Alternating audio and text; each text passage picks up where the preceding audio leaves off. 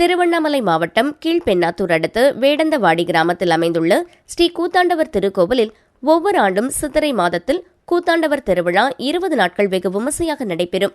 அதன்படி 202ஆம் ஆண்டு கூத்தாண்டவர் திருவிழா கடந்த மாதம் 5ஆம் தேதி மகாபாரத சொற்பொழிவுடன் தொடங்கி விமர்சையாக நடைபெற்று வருகிறது. இந்த கூத்தாண்டவர் திருவிழாவிற்காக திருவண்ணாமலை, சென்னை, மும்பை, விழுப்புரம், சேலம் உள்ளிட்ட பல்வேறு இடங்களிலிருந்து நூற்றுக்கணக்கான திருநங்கைகள் வேடந்தவாடியில் குவிந்து வருகின்றனர். 19ஆம் நாளான நேற்று திருக்கோவிலில் பெண்கள் பொங்கல் வைத்து ஊர்வலமாக வந்து சுவாமிக்கு படைத்தல், பெண் அழைப்பு நிகழ்ச்சி, திருநங்கைகளுக்கான தாலி கட்டும் நிகழ்ச்சி, அதனைத் தொடர்ந்து திருநங்கைகளுக்கான அழகி போட்டிகள் விமர்சையாக நடைபெற்றது. திருநங்கைகளுக்காக நடைபெற்ற இந்த அழகி போட்டியில் ஏராளமான திருநங்கைகள் விதவிதமாக உடையணிந்து தங்கள் அழகில் நடந்து காண்பித்து மக்களை கவர்ந்தனர்.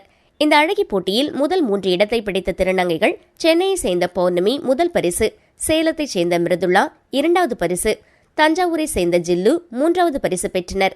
இந்த அழகி போட்டியினை திருவண்ணாமலை, வேடந்தவாடி, மங்கலம், அவலூர்பேட்டை உள்ளிட்ட பல்வேறு கிராமங்களிலிருந்து ஏராளமான பொதுமக்கள் கலந்து கொண்டு அழகி போட்டியை கண்டு மகிழ்ந்தனர்.